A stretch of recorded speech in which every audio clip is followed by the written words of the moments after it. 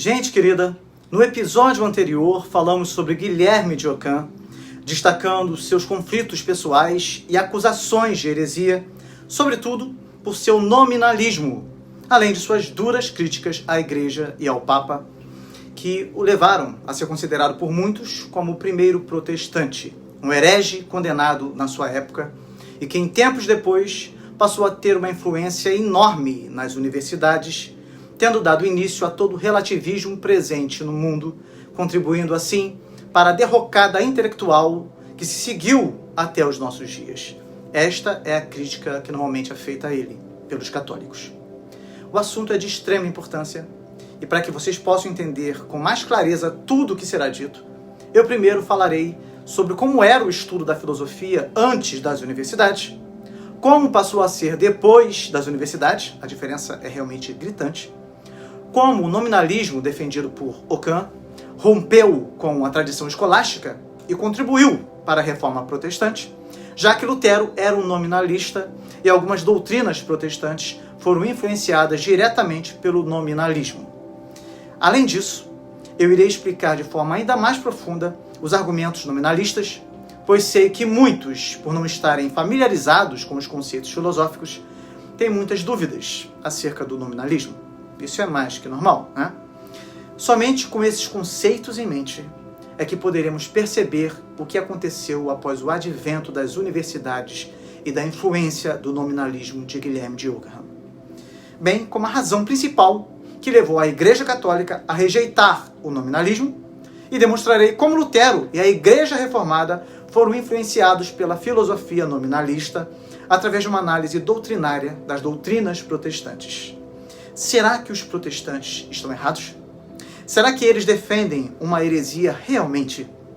Para chegar a essa conclusão, veremos o argumento defendido por Karl Barth, um dos teólogos protestantes mais influentes do século XX, cuja teologia compartilha algumas características com o nominalismo. Este argumento de Karl Barth, presente no volume 1 de sua obra Dogmática Eclesial, segundo ele mesmo disse, é a razão que impossibilita o cristão de ser católico. Veremos se o argumento dele faz sentido e corrobora com o pensamento defendido por Lutero e os grandes reformadores protestantes.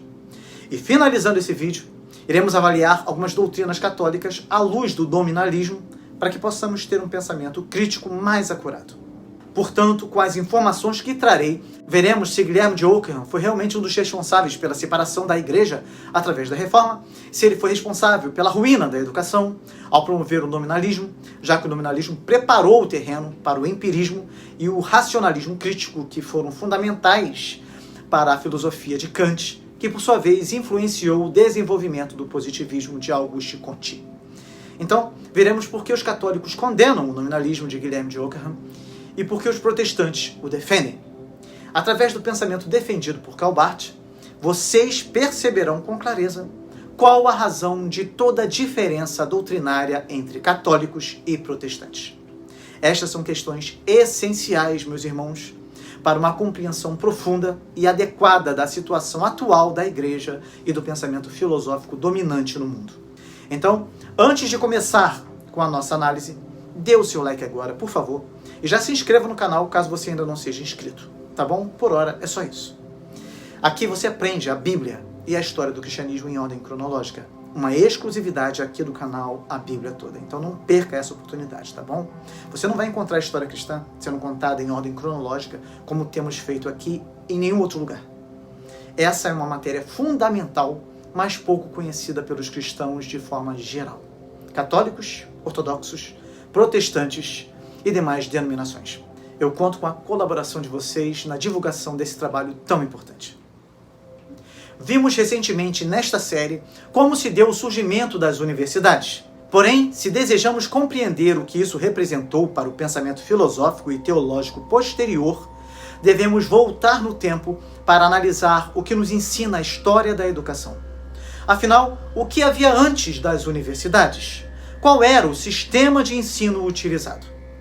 Vimos como se deu o surgimento da filosofia em nossa primeira aula sobre ciências políticas. Fizemos um levantamento histórico muito importante demonstrando como os sofistas foram combatidos pelos grandes filósofos. Naquela época, o sistema educacional era outro. Foram os gregos antigos que promoveram o ensino para uma elite que buscava o conhecimento. O objetivo de todo aquele que se unia a um grupo de filósofos era o de buscar a sabedoria. Tales de Mileto, o primeiro filósofo, teve um discípulo muito importante, Pitágoras, que veio a fundar uma escola na Itália depois de passar alguns anos no Egito. Essa escola, então, foi conhecida como a Escola Pitagórica. E depois de um tempo, seguindo a mesma tradição dessa escola, surgiu a chamada Escola Platônica e o Liceu de Aristóteles. Estas escolas tinham o objetivo de formar sábios. As pessoas que entravam nestas escolas não estavam em busca de um diploma, mas do verdadeiro conhecimento, numa caminhada durante toda a sua vida. Era uma vida de busca pelo conhecimento, de dedicação profunda pelo resto da vida.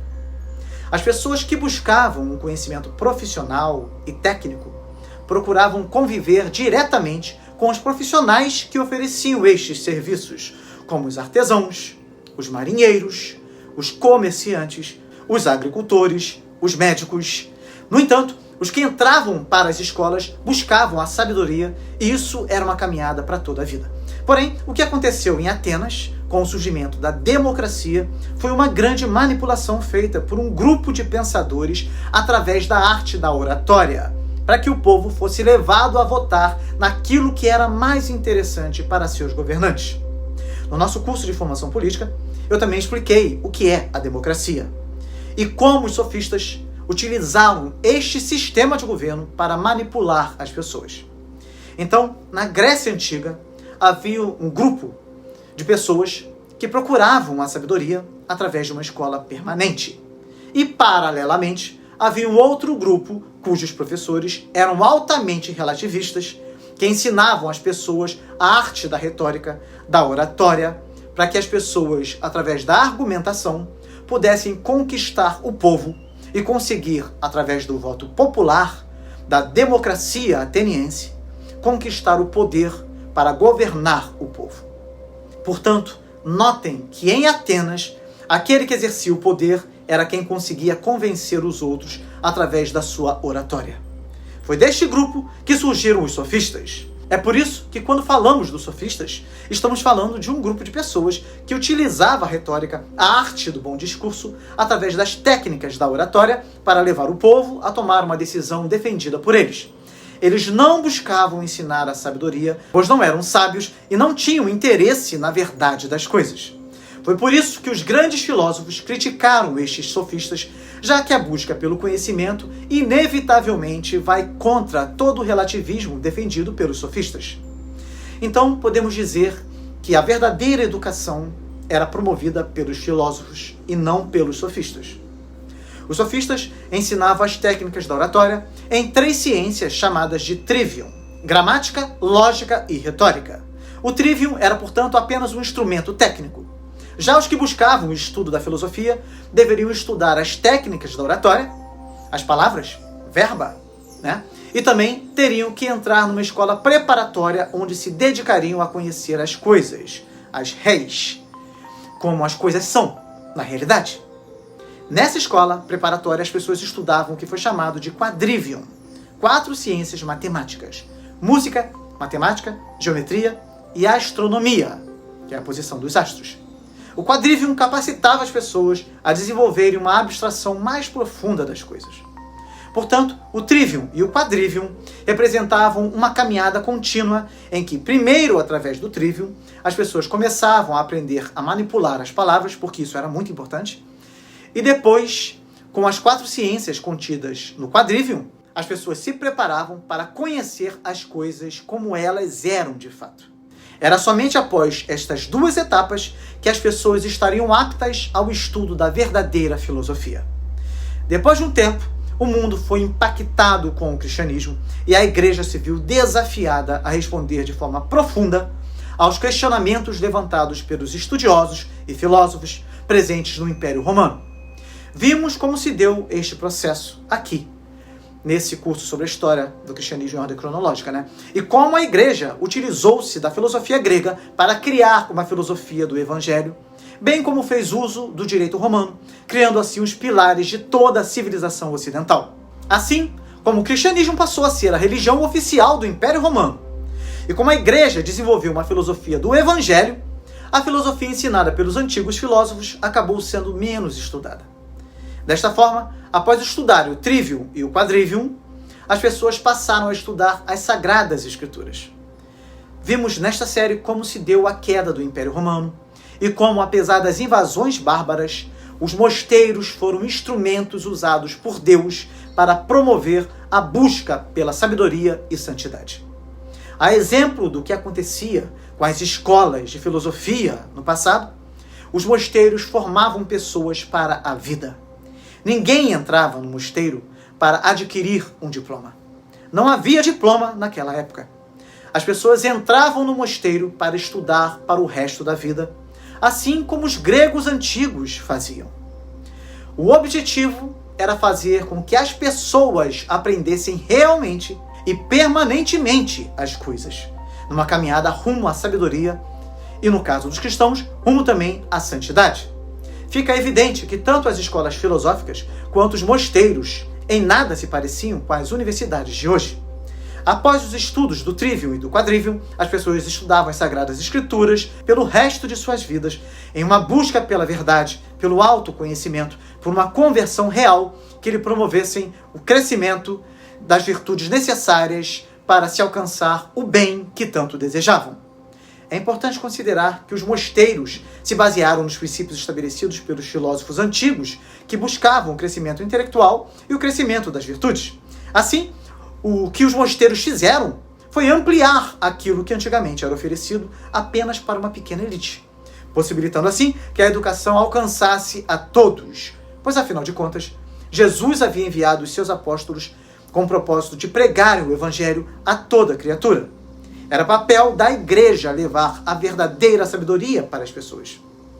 Mas para que isso acontecesse, era necessário desenvolver uma educação que possibilitasse isso. Desta forma, foi criado o conceito de educação para todos, possibilitando a sabedoria e a santidade a todos, conforme a ordem de Jesus em Marcos 16, versículo 15. Ide por todo o mundo e preguem o evangelho a toda criatura. Desta maneira, as escolas monásticas passaram a cultivar o desejo pela sabedoria e pela santidade. Isso também passou a ser feito nas escolas catedralícias, que eram as escolas das catedrais, pois com o desenvolvimento das cidades, como já vimos aqui, os estudos teológicos logo começaram a se concentrar nos centros urbanos e não mais nos mosteiros. Falamos sobre isso no vídeo sobre a fundação das universidades. Na Catedral de Paris, havia uma escola cujo professor e diretor era Guilherme de Champeaux, ou Guilherme da Champanha, como falamos em português. Ele era ávido pelo conhecimento e pela santidade e queria formar a sua própria escola. Foi assim que ele decidiu sair da Catedral de Paris para lecionar na Capela de São Vitor, na periferia de Paris. A escola de São Vitor passou a contar com muitos alunos que buscavam a sabedoria e a santidade pelo resto da vida. Esta escola veio a se espalhar em várias escolas vitorianas pela Europa. Nessa época, ainda não existiam as universidades, porém, nesta mesma ocasião, em pleno século XII, os estudiosos europeus começaram a redescobrir a filosofia de Aristóteles através dos árabes do norte da África. Desta forma, o estudo de Aristóteles e da filosofia antiga passou a fazer parte do currículo das escolas vitorianas e catedralícias, que começaram então a ser reorganizadas no século seguinte. Não demorou muito para que outras escolas começassem a surgir e mais tarde viessem a se unificar em cada cidade no que foi chamado de estudo geral. Foi através desses estudos gerais que surgiram as principais universidades da Europa.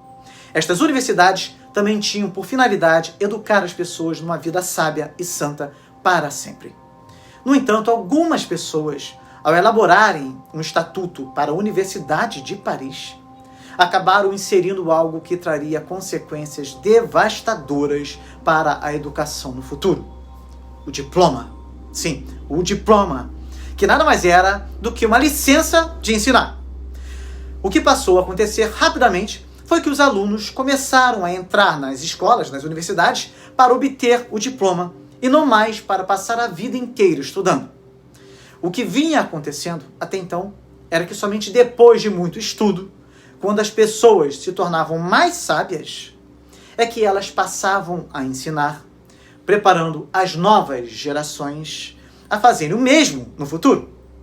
Então, imaginem o resultado inevitável de um grupo de pessoas cujo interesse é apenas um diploma e não a busca pela sabedoria e santidade, e que, em pouco tempo, estarão preparando novas gerações para exercerem a mesma função que eles. Os filósofos já haviam alertado do perigo de algo assim. Platão, por exemplo, em sua obra A República, disse que ninguém deveria ensinar filosofia antes dos 35 anos de idade, porque era necessário vencer as paixões internas para se enxergar a realidade sem a carga passional própria dos jovens. Mesmo os filósofos modernos sabem dos riscos de se produzir obras filosóficas sem a maturidade necessária. A história ensinou que havia um preparo antes do estudo filosófico propriamente dito, através do trivium e do quadrivium, para que o homem pudesse exercitar a sua própria alma, para só depois poder estudar filosofia e, com o tempo, vir a se tornar um verdadeiro sábio. No entanto, com a criação do diploma, foi possível o estudo de filosofia e teologia para pessoas sem a experiência e conhecimento adequados, sem a maturidade devida, jovens no período mais passional da vida. Estas pessoas, depois de um tempo determinado, um tempo bastante curto, diga-se de passagem, recebiam o diploma. Isso dava a essas pessoas toda a credibilidade de que elas necessitavam para que pudessem ensinar a outros aquilo que aprenderam, ou seja, muito pouco. E isso acabou fazendo com que os diplomados deixassem de lado a busca pela sabedoria e santidade, exatamente numa fase em que suas vidas estavam aptas para a busca do conhecimento e da santidade. O resultado natural é que os professores gerados por esse sistema não tinham preparo adequado e ensinavam seus alunos num nível inferior ao que eles receberam. Mesmo com todo o material produzido contra esse sistema, desde o final da Idade Média, através das críticas existentes em documentos e obras que demonstram que o nível de ensino estava em decadência constante, nada foi feito para mudar isso. É lógico que um professor só pode dar aquilo que possui. Quando o professor tem muito pouco a oferecer, a próxima geração de alunos, também interessada apenas no diploma, será pior que ele, já que, assim como ele, esta nova geração não vai exigir muito dele, não vai exigir muito dos seus professores. E é exatamente essa geração, ainda menos preparada, que se tornará os professores da geração seguinte. Um círculo vicioso terrível, não é mesmo? Isso é o que tem acontecido desde o século XIII. É por isso que vemos em toda parte a ruína da educação. Não podemos voltar no tempo para convencer aqueles que criaram o diploma que eles estavam criando um monstro que destruiria a própria busca pelo conhecimento e santidade que eles tanto velavam. Nós precisamos conviver com esta realidade, contribuindo para que essa situação mude com o tempo. Apesar do conhecimento técnico ter se desenvolvido bastante, é inegável, o verdadeiro conhecimento das coisas tem se tornado cada vez menor, inconsistente, realmente precário. Como consequência, os valores foram se perdendo. Foi exatamente depois da instituição do diploma universitário que a próxima geração de estudantes da Universidade de Paris se viu mergulhada no nominalismo defendido por Guilherme de Ockham. É por isso que muitos atribuem a derrocada da educação ao nominalismo de Guilherme de Ockham. Bem, vamos ver se isso condiz com a realidade realmente. No nosso vídeo sobre Guilherme de Ockham, vimos como ele foi rejeitado pela classe intelectual de seu tempo por adotar uma postura contrária à própria igreja de forma geral, pois ele acabou virando o inimigo do Papa, através das suas críticas teológicas e políticas, além de se posicionar contrário a algumas ideias defendidas pelo grande Tomás de Aquino, por exemplo. No entanto, Guilherme de Ockham, que foi combatido por muitos filósofos em sua época e foi acusado de heresia, foi no século seguinte exaltado pelos universitários de Paris. Por que será que isso aconteceu? Muitos afirmam que Guilherme de Ockham foi rejeitado em sua época porque ainda havia sábios em sua época. E como as universidades, com o advento do diploma, promoveu não mais a busca pelo saber e pela santidade, mas a busca pelo diploma, no século seguinte, no século XIII, não havia sábios para combater o nominalismo, que acabou alcançando muita popularidade. Foi neste ambiente nominalista presente nas universidades que Lutero se desenvolveu filosófica e teologicamente. Como Lutero era nominalista, muitos dizem que esta foi a razão da reforma protestante ter acontecido. Pois, se houvesse sábios em sua época, a reforma não teria existido. No entanto, precisamos ter em mente que o nominalismo foi criado pelos filósofos e teólogos católicos. Guilherme de Ockham, que também era católico, desenvolveu o seu nominalismo e, apesar das críticas e acusações que sofreu dos seus contemporâneos, teve muitos seguidores em sua época. O nominalismo defendido por ele cresceu através do trabalho feito pelos alunos de sua escola filosófica, que foram tomando conta dos espaços deixados pelos próprios tomistas, que permitiram que isso acontecesse. Eu não estou dizendo que Guilherme de Ockham estava certo, nem que Tomás de Aquino estava certo, mas estou simplesmente dizendo que a ruína da educação começou através da criação do diploma, isso sim. Assim, para se obter a verdadeira sabedoria, precisamos fazer um esforço pessoal para ir muito além do diploma e nos dedicarmos, assim, à vida intelectual e à procura constante de um viver santo diante de Deus. Isso é o papel de cada um. Nós precisamos fazer isso. Não podemos ignorar a realidade das universidades, mas precisamos desejar ir muito mais além do que aquilo que elas têm a nos oferecer. Então, para afirmarmos que o nominalismo é fruto da ignorância das pessoas daquela época, que não tinham um amor pela filosofia e que isso acabou ocasionando a reforma protestante, precisamos conhecer o nominalismo mais a fundo, procurando identificar até onde ele influenciou o pensamento de Lutero e dos reformadores. Então, vamos definir o que é o nominalismo, para que possamos compreender tudo o que surgiu depois dele e até que ponto ele influenciou a filosofia e a teologia reformada. Guilherme de Ockham não criou o nominalismo, ele o desenvolveu. O que é o nominalismo? É uma corrente filosófica que argumenta que os universais, ou conceitos gerais, não têm uma existência real fora da mente humana. Guilherme de Ockham acreditava que apenas indivíduos particulares, concretos, existem no mundo real, enquanto os universais são meramente nomes, nomina. Daí o termo nominalismo. Ou etiquetas linguísticas criadas pela mente humana para categorizar e comunicar sobre o mundo.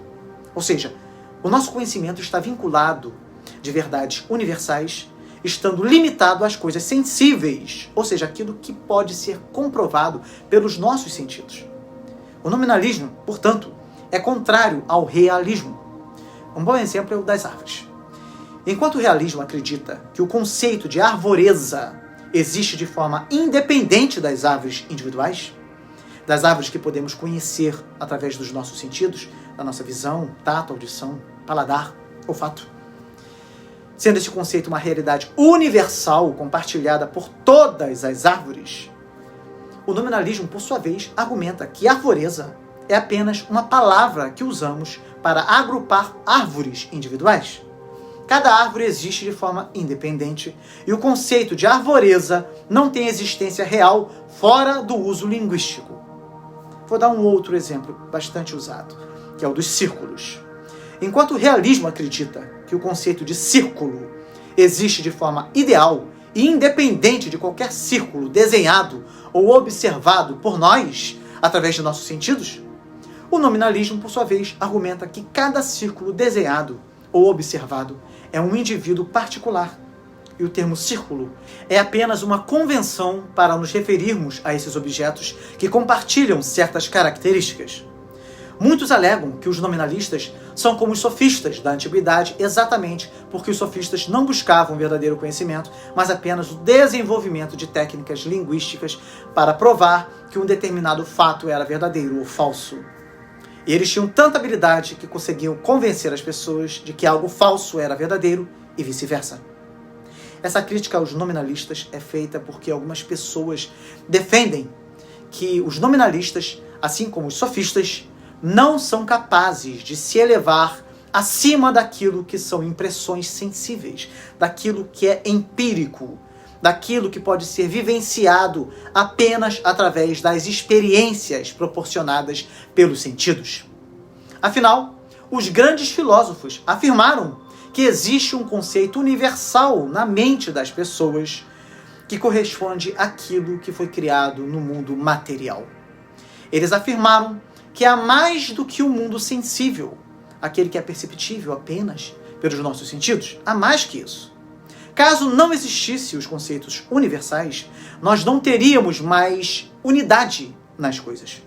Se não houvesse, por exemplo, o conceito universal de livro, não poderíamos chamar de livro dois livros feitos de materiais diferentes, com letras diferentes, assuntos diferentes, capas diferentes, etc.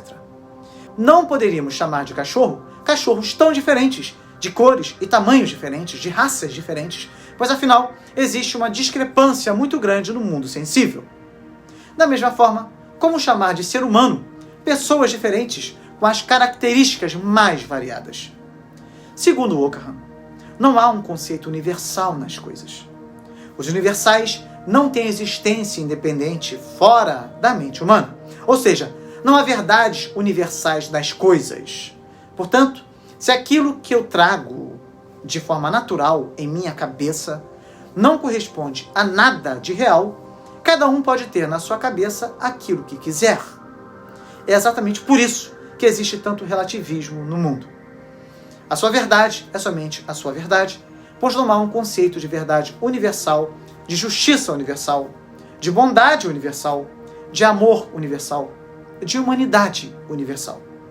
Isso vai de encontro à visão tradicional da filosofia, que defendia o realismo platônico e o realismo moderado aristotélico, que dizia que existe uma realidade nas coisas materiais, no mundo sensível, mas dentro de nossas cabeças existe um conceito universal que corresponde a estas realidades.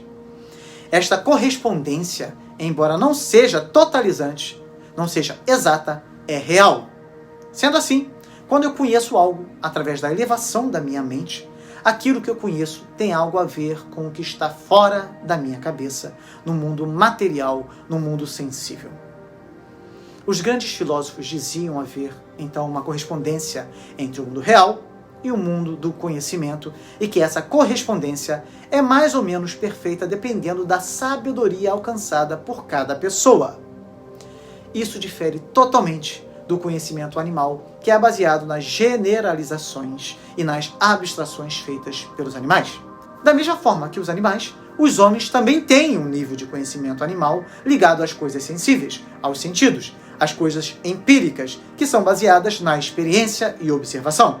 No entanto, esse nível de conhecimento é muito básico, muito rudimentar, sendo necessário um nível mais elevado de abstração que permita ao homem caminhar através de um processo de autoconhecimento e de pensamento maduro, para que através deste pensamento superior ele possa fazer filosofia e teologia.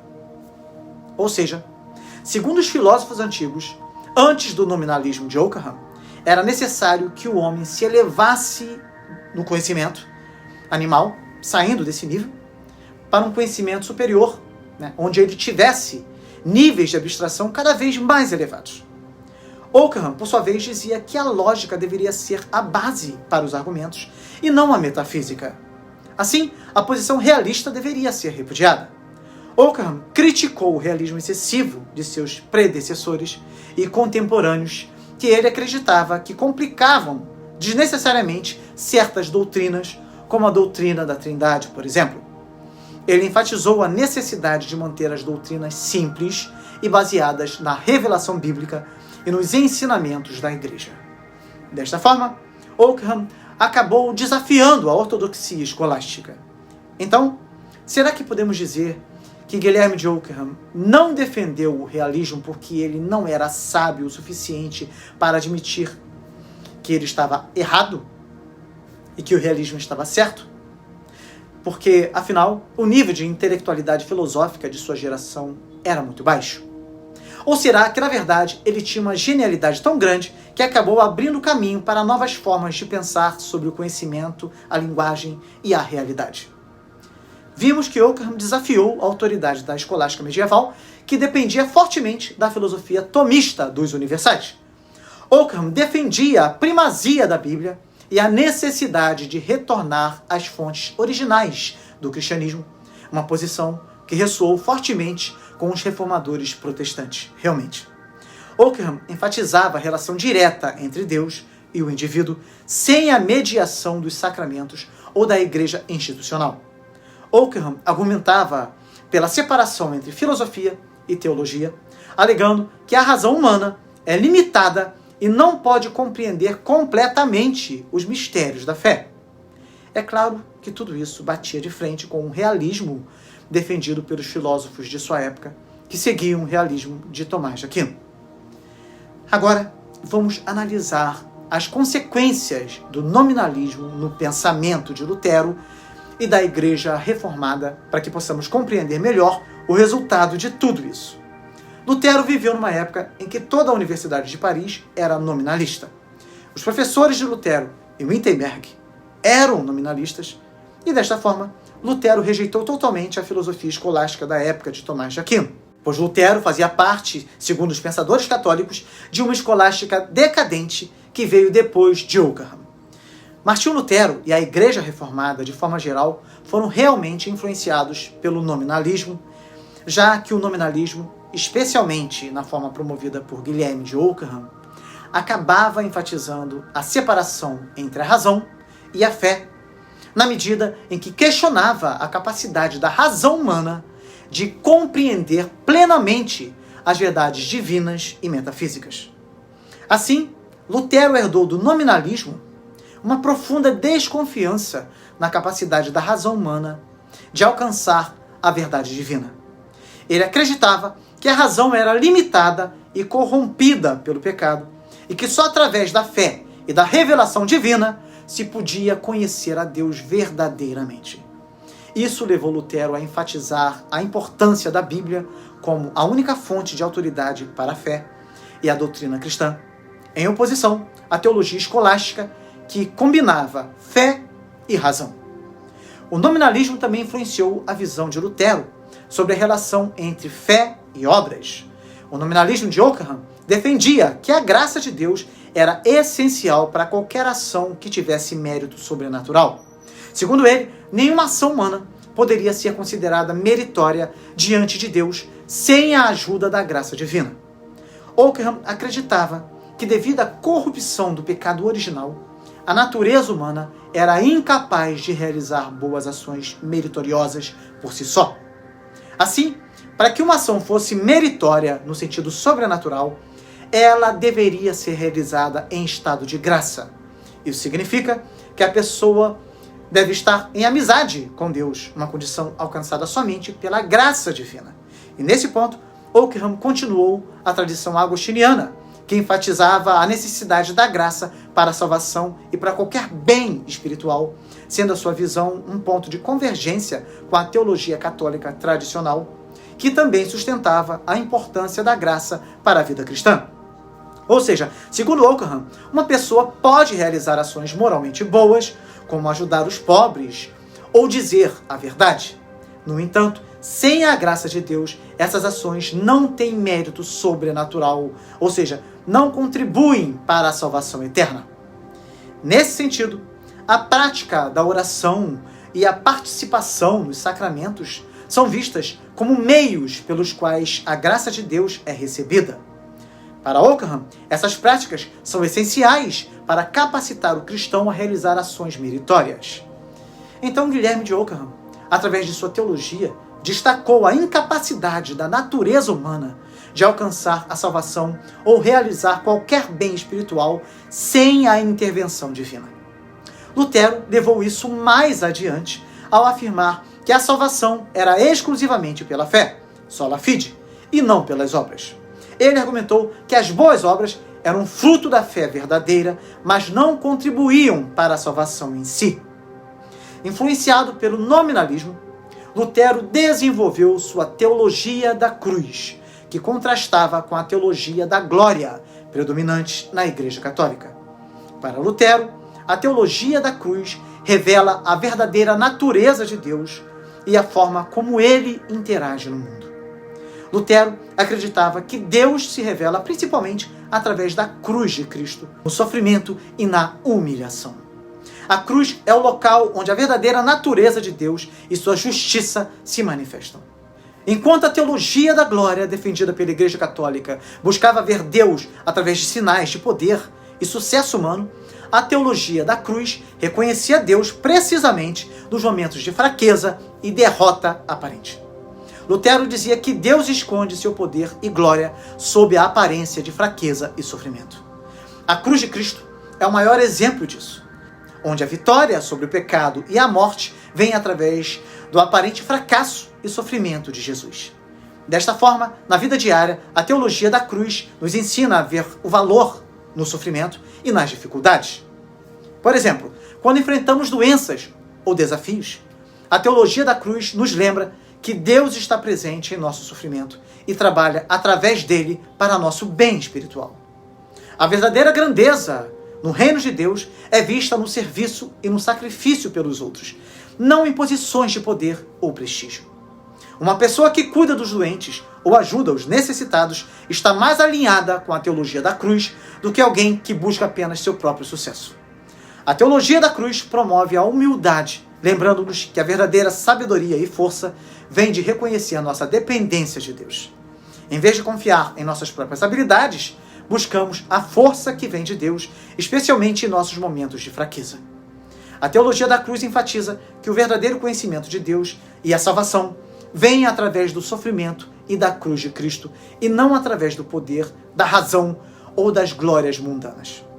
Lutero se baseou em alguns textos sagrados, como de 1 Coríntios 1, versículos 18 a 25, que fala sobre a mensagem da cruz sendo loucura para os que estão perecendo, mas poder de Deus para os que estão sendo salvos. Nesse texto, Paulo mostra como Deus escolhe o que é fraco para envergonhar o forte.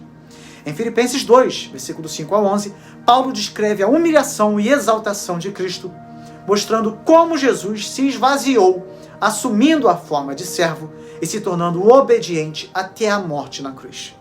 Então, podemos dizer que a teologia da cruz de Lutero nos chama a abraçar a humildade, o sofrimento e o serviço como formas verdadeiras de encontrar e seguir a Deus. Em vez de buscar sinais externos de sucesso e poder, somos convidados a ver a presença de Deus nas situações mais difíceis e a confiar em sua graça e misericórdia. A influência do nominalismo em Lutero pode ser vista também em sua insistência no sola Escritura, somente a Escritura, como a única autoridade infalível para a fé e a prática cristã. Ele rejeitou as tradições e as autoridades eclesiásticas que não se baseavam explicitamente na Bíblia, argumentando que somente a palavra de Deus revelada nas Escrituras poderia ser a base segura para a fé e que, como a própria história comprova, os teólogos e filósofos, e até mesmo os papas, eram falhos e erravam em suas filosofias e teologias. O nominalismo de Oakham enfatizava a contingência e a vontade absoluta de Deus. A contingência, em termos filosóficos, refere-se à ideia de que as coisas não são necessárias e poderiam ser diferentes do que são. Para Oakham, isso significava que a realidade não está determinada por uma necessidade intrínseca, mas é contingente, dependendo da vontade de Deus. Imagine que Deus decidiu criar um mundo com leis físicas específicas. Segundo a ideia de contingência, Deus poderia ter escolhido criar um mundo com leis físicas completamente diferentes. A gravidade, portanto, não é uma necessidade absoluta, mas uma decisão contingente da vontade divina. Deus poderia ter escolhido que objetos se afastassem um do outro em vez de serem atraídos. Por sua vez, a vontade absoluta de Deus enfatiza que Deus não está limitado por nenhuma necessidade ou regra externa.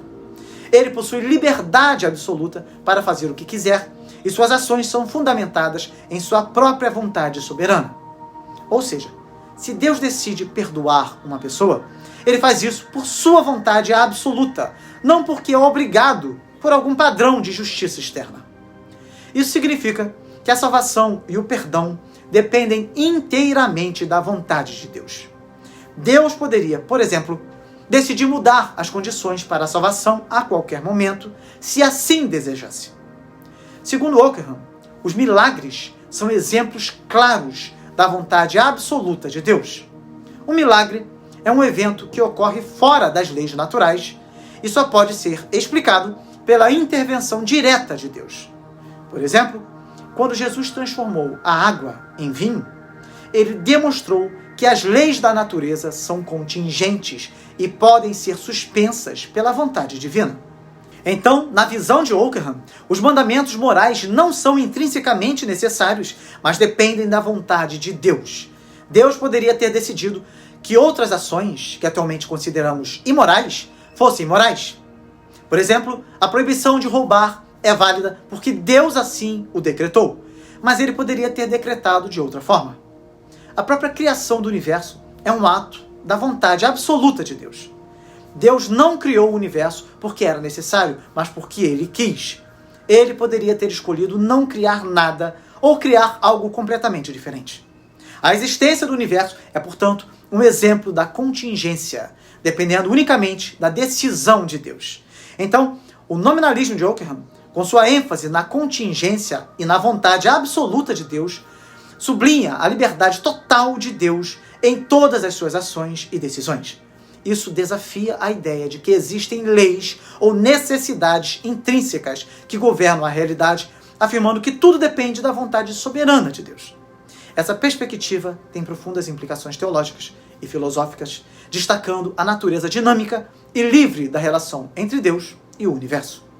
Lutero adaptou essa visão para a sua doutrina da justificação pela fé, onde a salvação depende inteiramente da graça de Deus e da fé em Cristo, não das obras humanas. Ele acreditava que a justiça de Deus era uma dádiva concedida pela fé, não algo que podia ser alcançado pelos méritos humanos. Portanto, essa combinação de influências filosóficas ajudou a moldar a teologia de Lutero. As igrejas reformadas, surgidas no contexto da Reforma Protestante, foram também influenciadas pelo nominalismo que os grandes reformadores herdaram de Martim Lutero. Assim como Lutero, outros reformadores, como João Calvino e Eurico Zwinglio, também desconfiavam da capacidade da razão humana de alcançar a verdade divina sem a revelação especial de Deus. Eles acreditavam que o entendimento humano estava corrompido pelo pecado e que somente através da fé e da Escritura se poderia conhecer a Deus corretamente. Esta perspectiva levou a ênfase na sola Escritura, somente a Escritura, como a autoridade final em questões de fé e prática. A doutrina da justificação pela fé foi central para Lutero e influenciou profundamente as igrejas reformadas. Calvino, por exemplo, desenvolveu a doutrina da predestinação, que também refletia a visão nominalista da absoluta soberania e vontade de Deus. A ideia de que a salvação dependia inteiramente da graça de Deus e não das obras humanas é um ponto de convergência significativo entre Lutero e os reformadores subsequentes. Os reformadores seguiram Lutero na rejeição da teologia escolástica, que tentava harmonizar a fé com a filosofia aristotélica. Em vez disso, eles promoveram uma abordagem teológica que se baseava diretamente na Bíblia, evitando as especulações filosóficas que não encontravam suporte nas Sagradas Escrituras. Esta postura refletia a influência do nominalismo, que era cético em relação às capacidades da razão humana desvinculada da fé, como já vimos. A ênfase de Lutero na teologia da cruz, que valoriza o sofrimento e a cruz de Cristo como a verdadeira revelação de Deus, foi também adotada em várias formas pelos reformadores. As igrejas reformadas, seguindo esse pensamento, colocaram grande ênfase na humanidade, no sofrimento e na dependência da graça de Deus. O nominalismo influenciou a crítica de Lutero ao sistema de mérito promovido pela Igreja Católica, onde as boas obras eram vistas como contribuições para a salvação. Os reformadores adotaram essa crítica, afirmando que a justificação era um ato de Deus independente das ações humanas. A fé era vista como a única base para a justificação e as obras eram frutos dessa fé e não sua causa. Portanto, a influência do nominalismo, especialmente através de Lutero, pode ser vista como um fator-chave na formação das doutrinas centrais da Reforma e nas tradições teológicas que delas emergiram. Eu vou resumir aqui de forma bastante rápida a influência de Occam sobre Lutero e sobre os reformadores. Occam argumentava que apenas os indivíduos são reais e que os conceitos universais são apenas construções mentais, certo? Essa posição foi significativa para os reformadores protestantes porque desafiava a autoridade da escolástica medieval, que dependia fortemente da filosofia tomista dos universais. A crítica de Occam à filosofia escolástica e sua defesa da primazia da Bíblia e da necessidade de retornar às fontes originais do cristianismo abriu caminho para Lutero e João Calvino e outros reformadores, a enfatizarem a autoridade da Bíblia sobre as tradições da Igreja. Como o nominalismo de Occam enfatizava a relação direta entre Deus e o indivíduo, sem a mediação dos sacramentos ou da igreja institucional, a teologia protestante veio a enfatizar a salvação pela fé pessoal em Cristo, sem a necessidade de intermediários eclesiásticos. Assim como Occam argumentava pela separação entre filosofia e teologia, alegando que a razão humana é limitada e não pode compreender completamente os mistérios da fé, os reformadores protestantes também destacaram a insuficiência da razão humana em questões de fé, sublinhando a necessidade de revelação divina e a primazia da fé sobre a razão. Agora ficou mais claro, não ficou? Caso vocês desejam estudar de forma profunda a vida e obra de Lutero, a trilogia de Martin Brecht, chamada Martin Luther, são volumes amplamente reconhecidos como uma das biografias mais completas e detalhadas sobre Martinho Lutero, oferecendo uma análise profunda de sua vida, teologia e impacto histórico. Nessa obra, vemos que Lutero afirmava ser occamista, realmente, e dizia que Occam afirmava que só havia indivíduos concretos e que não há substâncias universais. Assim, estritamente falando, não seríamos capazes de conhecer nada dos objetos da fé, a não ser que eles sejam objetos de revelação. Aqui é exatamente o argumento que veio a ser defendido por Karl Barth, um dos teólogos protestantes mais influentes do século XX, que dizia não ser católico por causa da analogia entes. Karl Barth não é geralmente considerado um nominalista no sentido estrito. No entanto, sua teologia compartilha algumas características com o nominalismo, principalmente no que diz respeito à ênfase na transcendência de Deus e à desconfiança das capacidades da razão humana para aprender completamente a natureza divina. Bem, ele disse que não poderia ser católico por causa da analogia entes. Eu vou explicar isso melhor agora. Karl Barth, antes de morrer, em 1968, deixou um grande legado e conseguiu colocar num princípio básico e fundamental a razão pela qual um protestante não poderia ser católico. Este princípio trazido por ele se encontra em algumas obras de outros autores, mas originalmente ele faz parte do primeiro volume da sua obra de 4 volumes chamada Dogmática Eclesial. Veja só o que Barth afirmou. Por isso sustento que a analogia entes é uma invenção do anticristo e penso exatamente que por causa dela não é possível tornar-se católico. Quero acrescentar ainda que todas as outras razões que se podem aduzir para não se tornar católico parecem-me pueris e sem importância. O que é a analogia entes? Você deve estar se perguntando. A analogia entes é a analogia do ser, que é diferente da analogia fidei, que é a analogia da fé. Estes são conceitos teológicos usados para entender a relação entre Deus e o mundo, mas diferem fundamentalmente em suas abordagens. A analogia entes sugere que existe uma semelhança proporcional entre Deus e as criaturas. Isso significa que podemos usar características do mundo criado para falar sobre Deus, ainda que de forma limitada e proporcional. Deus é o ser supremo e todas as criaturas participam de maneira finita desse ser. Assim, quando dizemos que uma pessoa é boa e que Deus é bom, por exemplo, estamos usando a mesma palavra, mas com significados proporcionalmente diferentes. A bondade de uma pessoa é limitada e imperfeita, enquanto a bondade de Deus é infinita e perfeita. Ainda assim, a bondade humana nos dá uma ideia de como é a bondade divina. Por sua vez, a analogia fidei, ou analogia da fé, propõe que nossas afirmações sobre Deus são baseadas na revelação divina, especialmente nas Escrituras. Aqui, o foco está na fé e na revelação direta de Deus como a base para o nosso conhecimento sobre Ele, em vez de usar a criação como ponto de partida. Assim, para entender o amor de Deus, por exemplo, recorremos às Escrituras que nos revelam esse amor.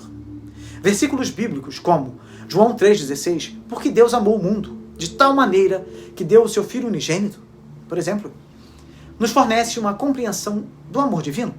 Não através de comparações com o amor humano, mas através da revelação específica.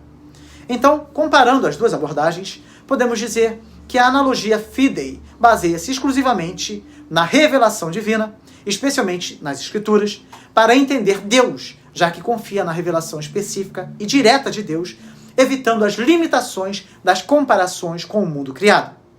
Era assim que Barth enxergava a possibilidade do conhecimento.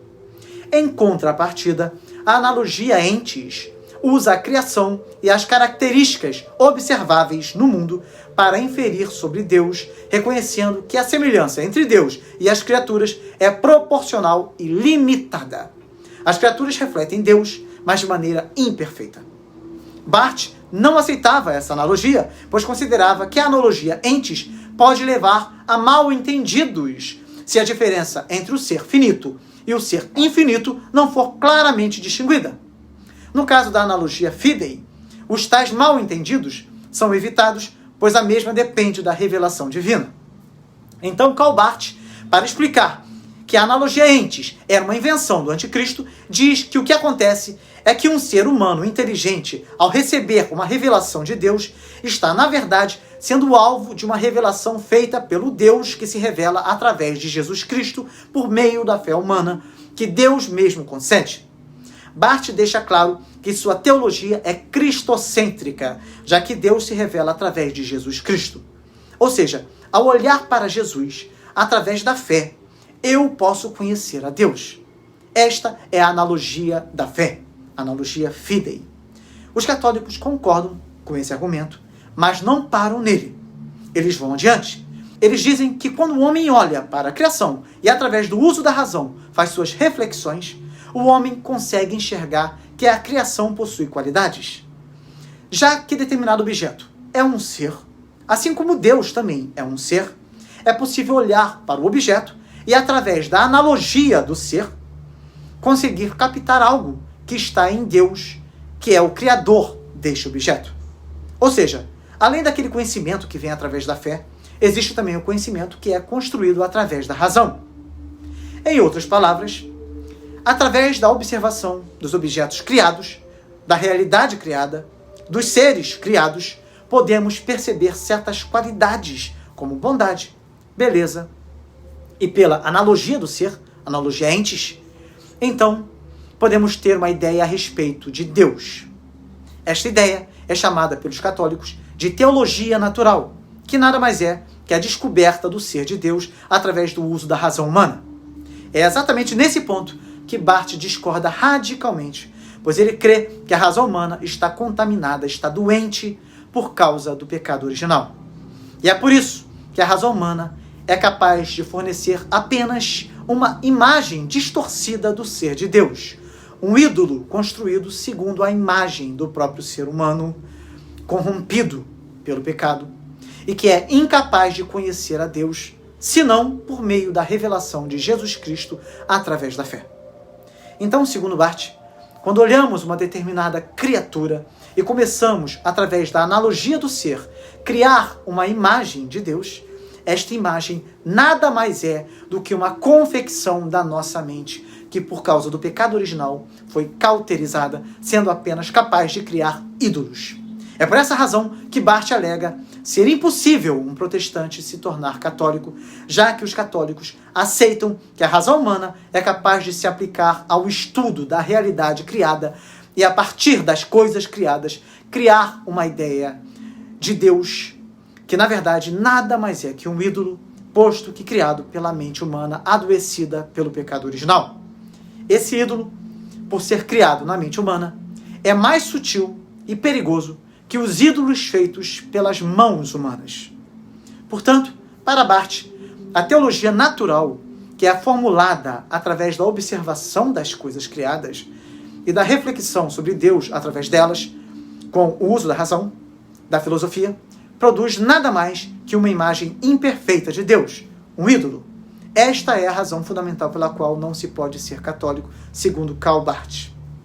E ele afirmou que todas as outras razões que se podem aduzir para não se tornar católico lhe pareciam pueris, infantis e sem importância. Ele disse que a analogia entes é a razão principal pela qual não se pode ser católico, porque é através da analogia entes que todas as demais doutrinas condenadas pelo protestantismo são formadas. Segundo ele, se não houvesse a analogia entes, não haveria idolatria na Igreja Católica, nem a criação de doutrinas baseadas puramente na razão humana, sem a devida base bíblica. Então, Karl Barth, nessa obra, Dogmática Eclesial, criticou o realismo aristotélico e tomista, argumentando que esse sistema filosófico não era adequado para a teologia cristã por várias razões. Para facilitar nossa compreensão, eu vou citar apenas alguns dos principais exemplos e argumentos que Barth usou para comprovar que o realismo aristotélico e tomista é um erro. O primeiro argumento é que a revelação divina é a fonte primária de conhecimento teológico. Ou seja, Barth enfatizou que a teologia cristã deve ser fundamentada exclusivamente na revelação divina, tal como encontrada nas Escrituras e na pessoa de Jesus Cristo, e não em sistemas filosóficos humanos. Ele criticou Tomás de Aquino por tentar harmonizar a fé cristã com a filosofia aristotélica, argumentando que isso leva a uma teologia natural que compromete a singularidade e a primazia da revelação divina. O segundo argumento é a separação entre filosofia e teologia. Barth argumentou que a tentativa de integrar filosofia e teologia, como visto no tomismo, resulta na subordinação da teologia à filosofia. Ele afirmou que a teologia deve ser autônoma e baseada inteiramente na palavra de Deus, e que o uso da filosofia aristotélica introduz pressupostos que são incompatíveis com a fé cristã. O terceiro argumento é a crítica à analogia entes. Vimos que Barth rejeitou a analogia do ser, a analogia entes, uma ideia central no pensamento tomista, que sugere que existe uma semelhança entre o ser de Deus e o ser das criaturas. Barth argumentou que tal analogia diminui a transcendência e a alteridade de Deus. Ele insistiu que Deus é absolutamente distinto de sua criação e que qualquer tentativa de encontrar uma analogia no ser humano ou no mundo criado é inadequada. O quarto argumento é o papel da graça e a natureza humana.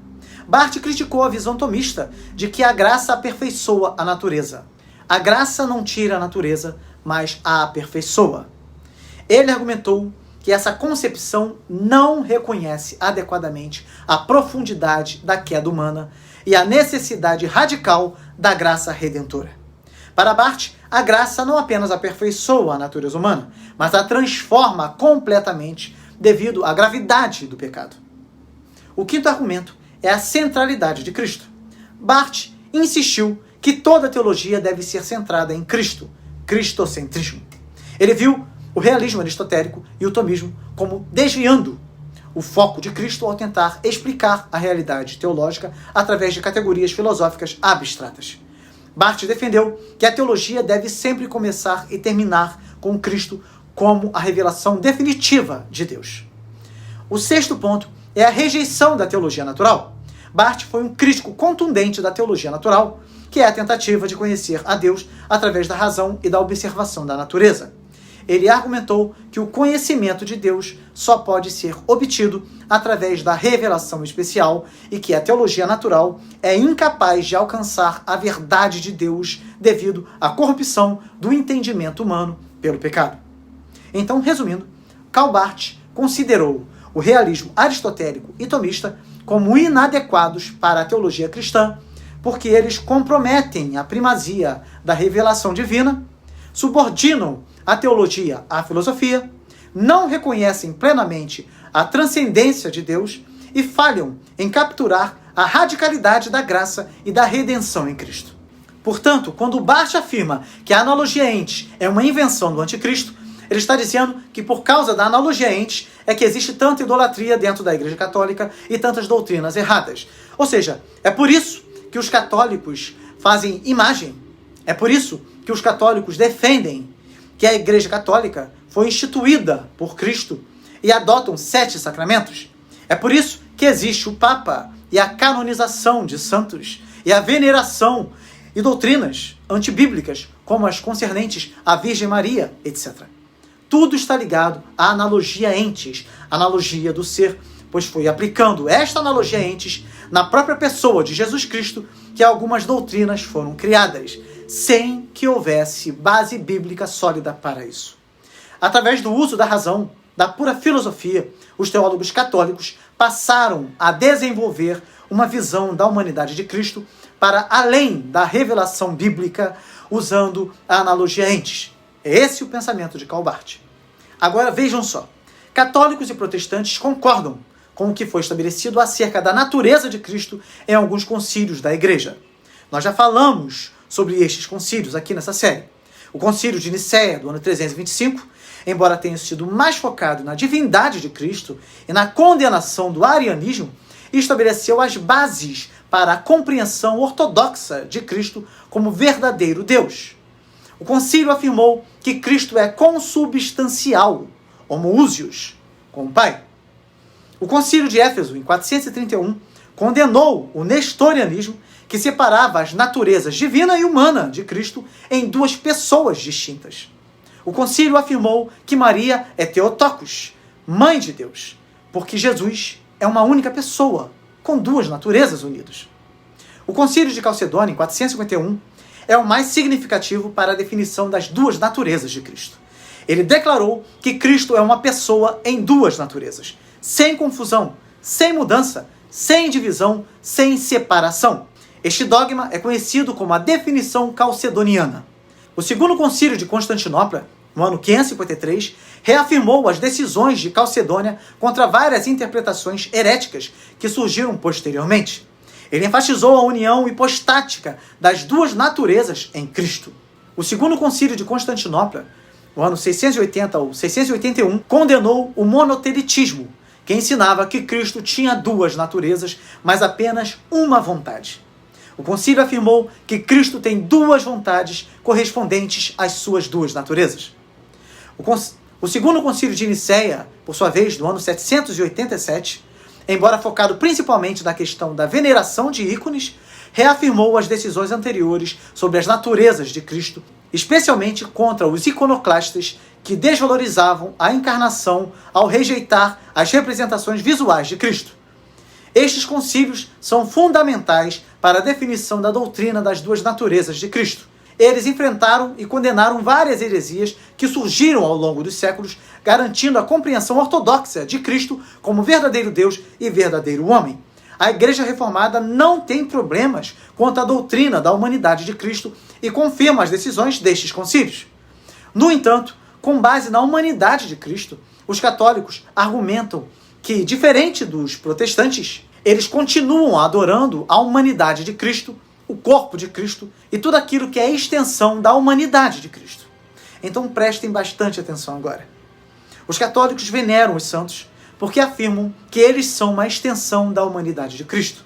Quando determinado homem alcança um elevado grau de santidade, ele vai se tornando o próprio corpo de Cristo. É por isso que os católicos beijam imagens, beijam relíquias e adoram os santos, pois consideram estar adorando o próprio corpo de Cristo. Eles não dizem que adoram, mas veneram. Eu já vou explicar isso já já. Então, tudo aquilo que é extensão da humanidade de Cristo é digno de veneração e adoração. É por isso que os católicos têm 7 sacramentos e dão uma eficácia maior aos sacramentos do que os protestantes, porque para eles os sacramentos são instrumentos da humanidade de Cristo. Da mesma forma, os católicos veneram a Virgem Maria mais do que a todos os santos, porque Maria gerou a humanidade de Cristo. Então fica mais claro compreender por que os católicos dizem que fora da Igreja Católica não há salvação.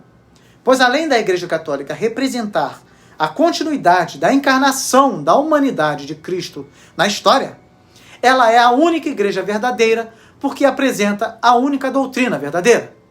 É por isso que os católicos aceitam a tradição, porque entendem que a igreja é a continuidade da encarnação de Cristo. Desta forma, crer que a palavra de Deus se resume ao que foi revelado na Bíblia é um erro, pois a palavra de Deus, o Logos, é Jesus Cristo, que se encarnou e continua encarnado na igreja. Então, nesse sentido, a tradição é a presença do próprio Cristo na vida dos santos e da igreja na história. Então, a palavra de Deus é muito mais que a Bíblia. E essa palavra, o Logos, o Cristo, vai entrando e modificando a vida dos homens no processo de santificação até que eles passem a expressar a própria vida de Cristo neles.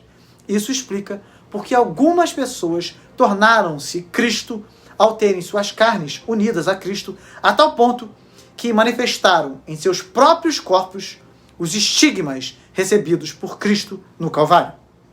Então, vejam o que acontece, meus irmãos. Quando os católicos dizem que não adoram imagens, é porque alegam que o que eles estão adorando, na verdade, não são as imagens, mas a extensão da imagem de Cristo.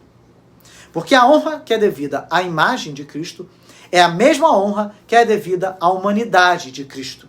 Assim, a honra devida a algum santo ou à sua imagem é a honra devida ao próprio Cristo, pois a carne de determinado santo está unida à carne de Cristo. Desta forma, estamos diante de um problema cristológico gerado por uma teologia formada através da analogia entes, como Karl Barth afirmou. Pois ao formular conceitos acerca da humanidade de Cristo, sem o uso devido da analogia fidei, os católicos foram além das Sagradas Escrituras, considerando que o Verbo, a palavra de Deus, é o próprio Cristo e que a Igreja, sendo extensão da própria humanidade de Cristo, manifesta a palavra viva de Cristo. É por isso que a formulação de doutrinas não precisa estar somente limitadas à Bíblia, pois a Bíblia é apenas um pequeno pedaço da palavra de Deus, manifestada plenamente naquele que é a palavra, o Logos, ou seja, o próprio Cristo.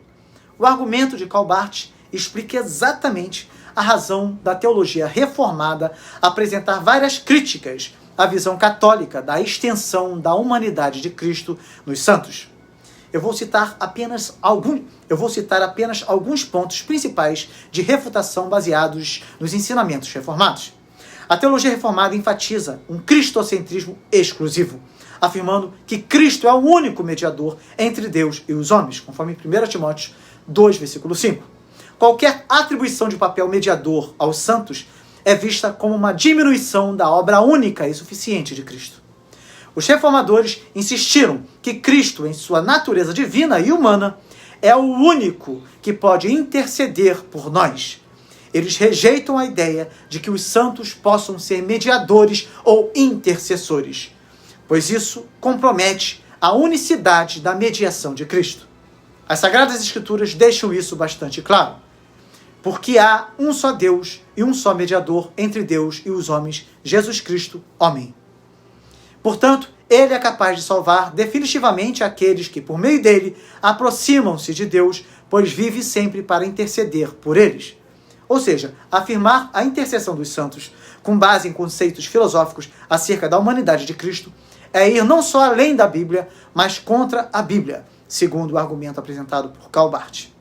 A teologia reformada reconhece a comunhão dos santos, mas interpreta essa comunhão como uma comunhão espiritual entre os crentes vivos e os que já morreram em Cristo, sem implicar intercessão ou mediação.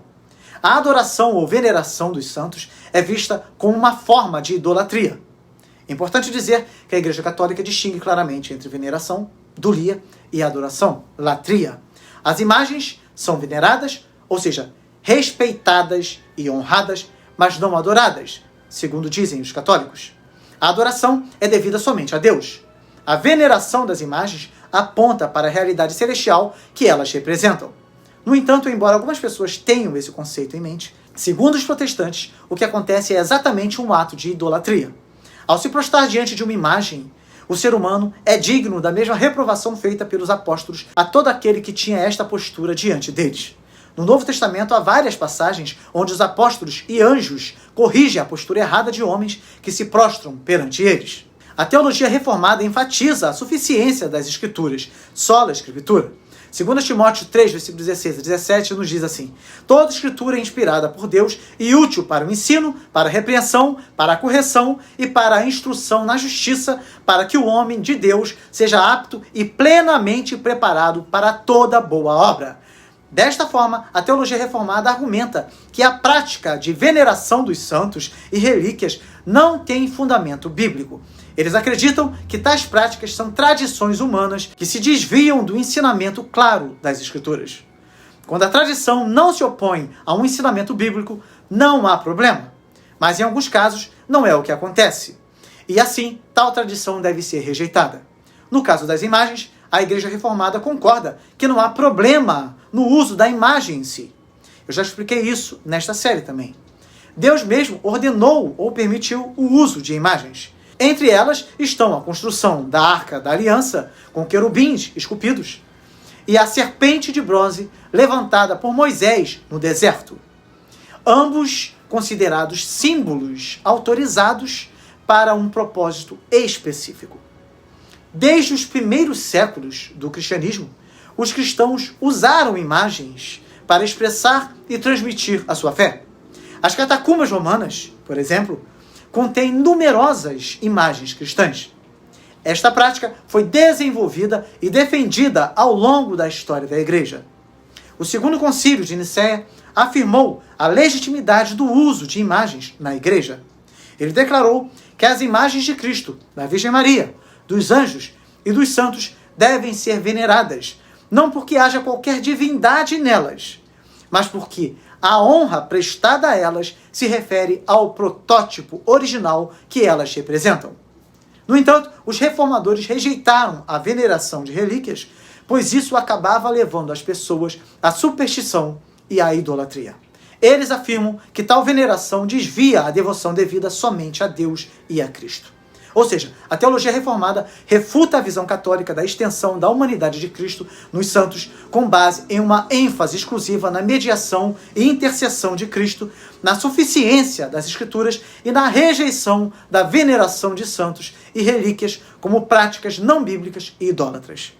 Este enfoque visa manter a centralidade e exclusividade de Cristo na fé e na prática cristã. Então vejam só. Os protestantes não negam a humanidade de Cristo, mas sim a chamada extensão da humanidade de Cristo, defendida pela Igreja Católica, através da analogia entes, que acaba conferindo aos santos alguns atributos que pertencem apenas a Deus. Os protestantes aceitam a humanidade de Cristo, assim como aceitam sua divindade. Não se trata de uma visão limitada que os protestantes têm da pessoa de Cristo, mas sim uma visão inadequada defendida pelos católicos acerca da humanidade de Cristo, sendo estendida aos santos. A teologia reformada adere firmemente à doutrina da união hipostática, conforme defendida pelo Concílio de Calcedônia, enfatizando que a união das duas naturezas em Cristo o qualifica como mediador perfeito entre Deus e a humanidade. Como verdadeiro Deus, ele tem a capacidade de reconciliar os homens com Deus, e como verdadeiro homem, ele pode representar a humanidade diante de Deus. Os reformadores, como João Calvino, insistiram que as duas naturezas de Cristo, embora distintas, são inseparáveis. Qualquer ação atribuída a Cristo deve ser entendida como sendo realizada pela pessoa inteira de Cristo, não apenas por uma de suas naturezas. Cristo possui toda a plenitude da divindade e da humanidade. Ele é completamente Deus e completamente homem em todos os aspectos, exceto no pecado. É isso que a Bíblia confirma em Colossenses 2, versículo 9. Pois em Cristo habita corporalmente toda a plenitude da divindade. E em Hebreus 4, versículo 15, que também está escrito: porque não temos um sumo sacerdote que não possa compadecer-se das nossas fraquezas, porém um que, como nós, em tudo foi tentado, mas sem pecado.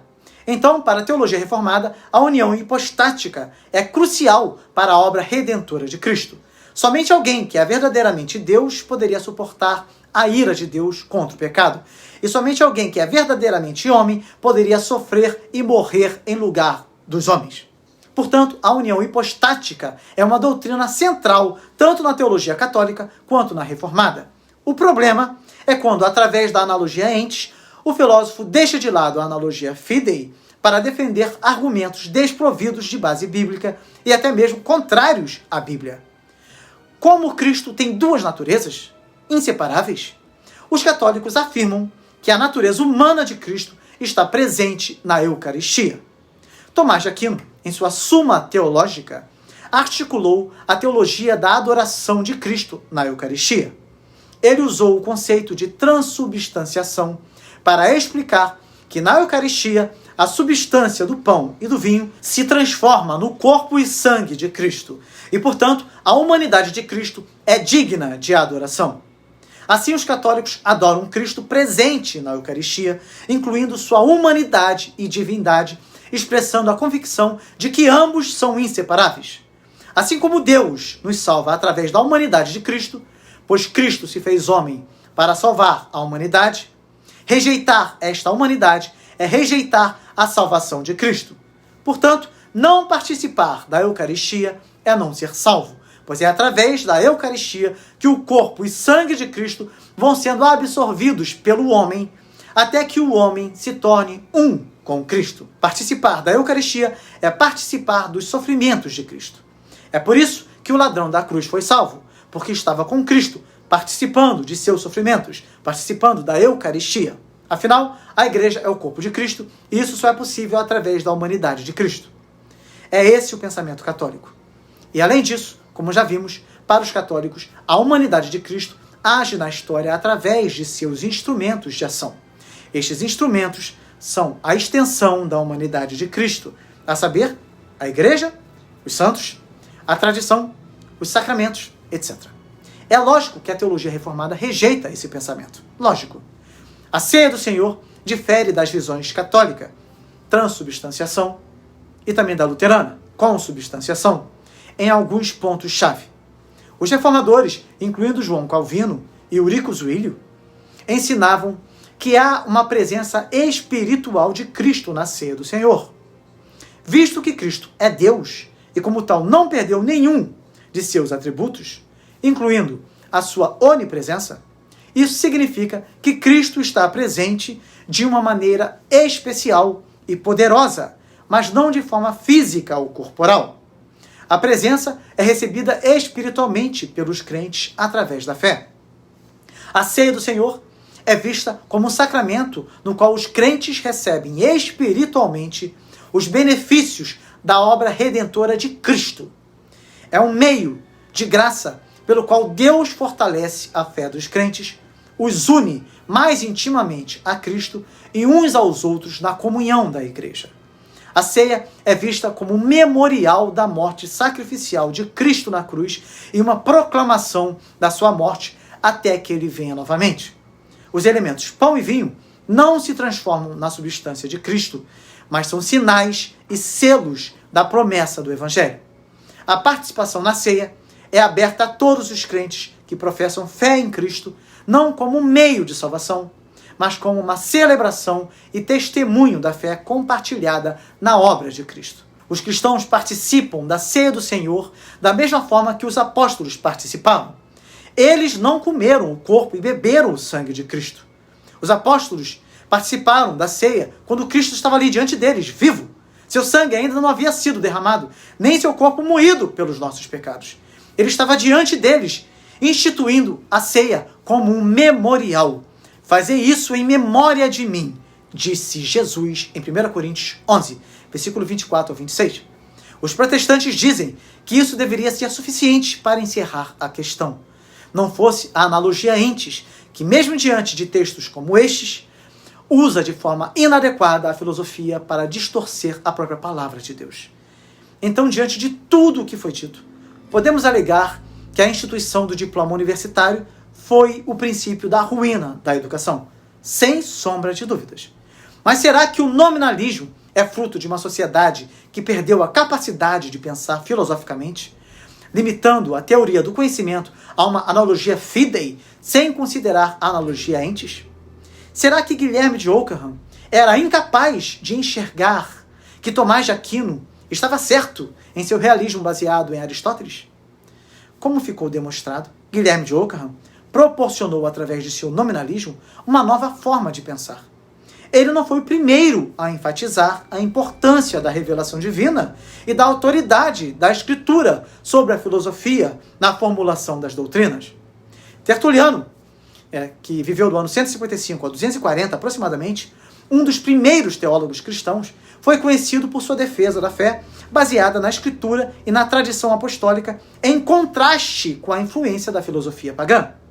Ele argumentava que a verdadeira fé cristã deveria ser fundamentada na revelação divina e na autoridade das Escrituras, não na especulação filosófica. Orígenes, que viveu do ano 184 aproximadamente ao 253, embora influenciado pela filosofia neoplatônica, em certa medida, também enfatizava a importância da revelação divina e da autoridade das Escrituras na formulação das doutrinas cristãs. Ele defendia uma interpretação espiritual das Escrituras e da teologia, baseada na revelação divina, mais do que na especulação filosófica. São Jerônimo, que viveu do ano 347 ao 420, conhecido por sua tradução da Bíblia para o latim, a Vulgata Latina, enfatizava a autoridade das Escrituras como a base principal para a formulação doutrinal. Ele era cauteloso em relação ao uso excessivo da filosofia pagã na teologia cristã, preferindo uma abordagem mais centrada na Escritura e na tradição apostólica. Guilherme de Ockham conhecia muito bem os argumentos destes grandes teólogos e de outros, e foi influenciado por eles. Portanto, ser contrário à analogia entes não significa ser contrário à filosofia. Isso é um absurdo. Claro que isso não é verdade. Mas significa sim ser um defensor da analogia fidei, enfatizando a primazia da revelação divina e da Escritura sobre a filosofia na teologia cristã. A ruína da educação pode ser notada em toda parte, através da limitação trazida pelo diploma universitário. Contudo, será que os fatores que levaram a Igreja até a Reforma Protestante não foram causados por um excessivo uso da filosofia sobre a própria religião cristã, através da analogia entes, que levou a Igreja a formular várias doutrinas que vieram a ser combatidas na Reforma Protestante? Será que o nominalismo predominante nas universidades depois de Guilherme de Ockham significou realmente a ruína do pensamento filosófico?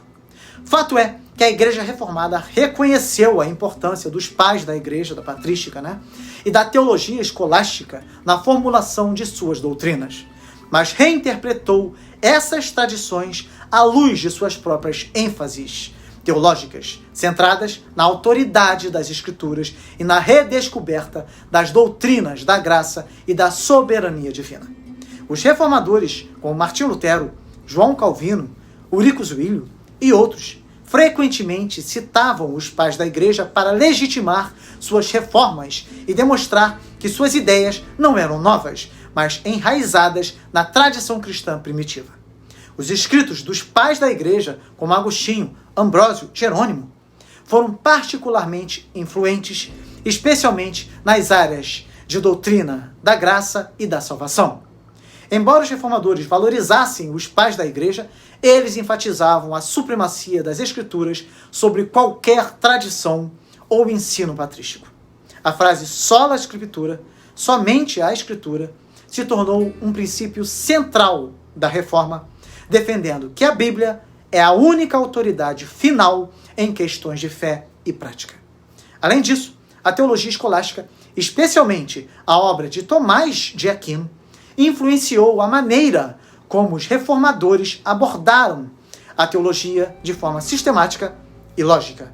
João Calvino, por exemplo, em sua obra Institutas da Religião Cristã, apresenta uma teologia sistemática que mostra a influência da estrutura lógica e rigorosa da escolástica. Os reformadores criticavam o que viam como um excesso de especulação filosófica e um afastamento da simplicidade e clareza das Escrituras na teologia escolástica medieval.